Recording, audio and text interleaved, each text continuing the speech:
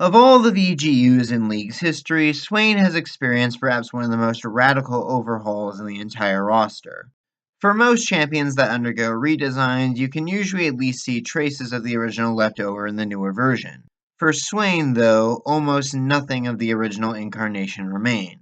The question to ask, however, would be, is that truly a bad thing? Released October 5th of 2010, Swain was designed to be the Grand General of Noxus, an extremely militant nation whose primary function was to effectively be the de facto evil faction, in contrast to Demacia being the more morally upright kingdom of chivalrous knights. While most Demacian champions in the game had a fairly heroic vibe about them, Noxian champions tend to be morally duplicitous at best. Zombies, blood mages, assassins, etc. This dichotomy was reflected quite clearly in the leaders of both countries as well. Swain was a mysterious old man adept in the dark arts who could turn into a bird monster, while Jarvan IV would be revealed as this buff, chiseled man clad in gleaming gilded armor.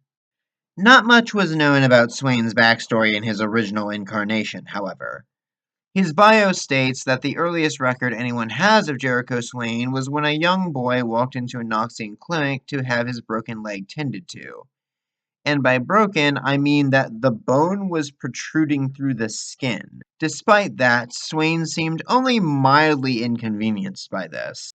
He underwent treatment to have his leg straightened while still fully awake, offering no complaints despite not being on any painkillers, until his leg was finally straight enough to walk. This still left him with a hobble, though. The doctor advised Swain to have a mage help his leg heal the rest of the way, but Swain declined, simply grabbing a spare crutch and heading back out onto the street. Years later, Swain mysteriously popped up as an officer in the Noxian military. This was bizarre enough, as a nation that held strength as its core value wouldn't normally be so keen to let a cripple lead its troops. But Swain proved to be an unmatched intellect on the battlefield, a tactical genius who earned the respect of not just his own soldiers that were under his command, but also his superior officers. He was accompanied every step of the way by a mysterious bird perched on his shoulder, named Beatrice, until Swain eventually found himself being hindered by bureaucrats and politicians, who saw it in their best interest to stop Swain's ascent. To get around these potential obstacles, Swain naturally sought to just become the next ruler of Noxus. To accomplish this, he joined the League of Legends, hoping to use it to further bolster his own reputation and influence now that traditional warfare was pretty much banned in Valorant. It would also give him an opportunity to see Jarvan IV, the ruler of Demacia and another champion of the League, assassinated. What Swain's true aims really were, whether it was really just a power grab or something grander, remained veiled in mystery. Indeed, Swain himself was an extremely enigmatic character. The man was clearly no ordinary person, but whether he was even truly a person at all remained up in the air. Obviously, the fact that his ult involved turning into a giant bird monster was a pretty big clue, but whether this was Swain's true form or simply a power given to him by the mysterious raven on his shoulder, well, none could really say.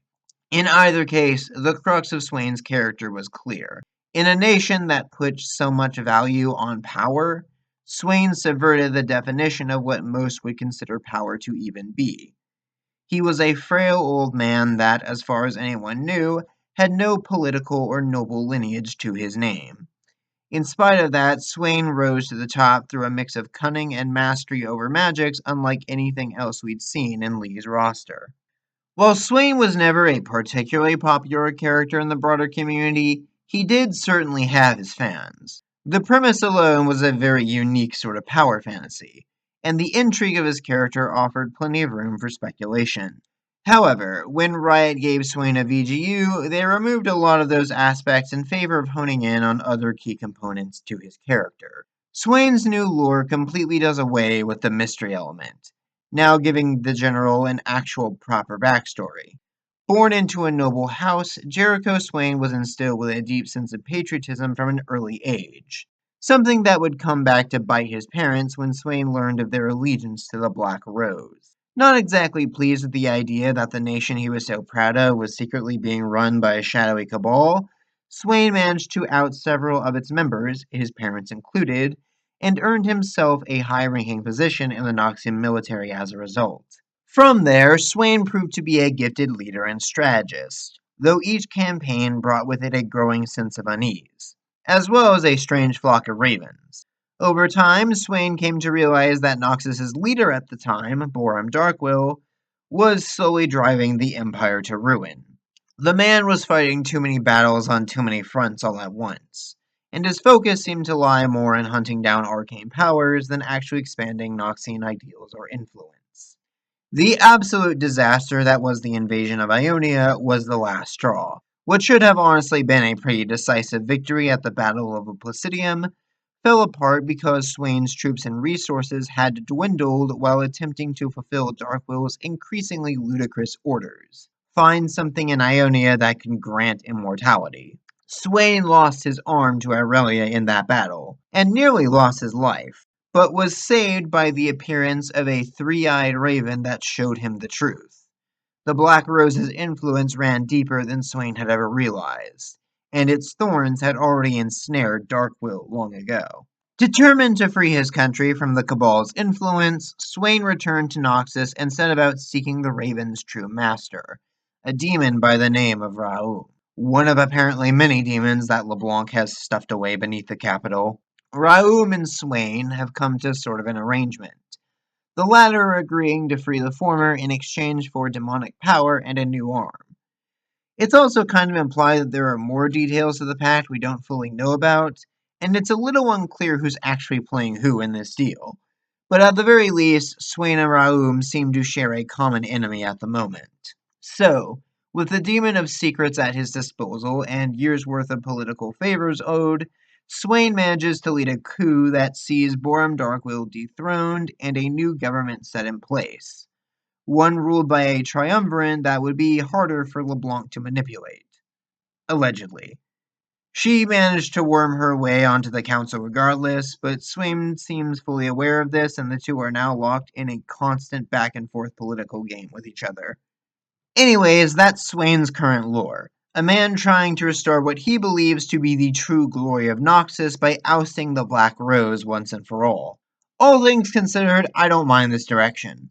While it does remove a lot of the intrigue Swain had in his original incarnation, I rather like that the character now has a clear motivation and goal to strive for in the story. I do think it's a bit of a shame that he lost his original contrast and rivalry with J4, but the dynamic he got with LeBlanc more than makes up for it, in my opinion. No, the only thing that really winds up being divisive, at least to me, is the fact that Swain's no longer really a cripple. Yes, he lost an arm, but gained a new one that comes with crazy demon powers. What's more, it doesn't really even seem like Swain is trying all that hard to hide it, which is strange considering that Raum is like his biggest secret weapon. Yeah, he wears a big oversized coat that conceals his arm when he's standing still, but a lot of Swain's artwork has him casually flashing the thing for the whole world to see, and making pretty liberal use of Raum's magic. Personally, I always thought it would be cool if the demon arm was something that Swain had to, summon or conjure. Most of the time, he presents as only having one arm, but when he needs to use demon powers, the magic manifests into the cool Crimson Raven Claw. That, I think, would work wonders for keeping Swain's power a secret from the broader populace, while still technically allowing him to remain disabled. I also just really love the mental image of the demon arm popping out like a lightsaber, but that's just me. Ultimately, though, I guess it really depends on how important you consider the disability to be with Swain's overall character. Like I said, VGUs typically trade off one aspect of a champion to focus on another, like Skarner losing his crystal aesthetic or Karma losing her fan-based fighting style. While the irony of the Nation of Strength being led by someone who is so physically frail was a big part of what made the old Swain so appealing, Riot evidently decided to focus more on the man's cunning and magic for the current iteration. And I hesitate to really call it a bad choice, given how imposing of a figure Swain is now both in universe and IRL. But what do you all think? Are you a fan of the newer Jericho Swain, or do you wish we could have kept some more of the old version? Leave your thoughts and comments down below, and until next time, stay bright.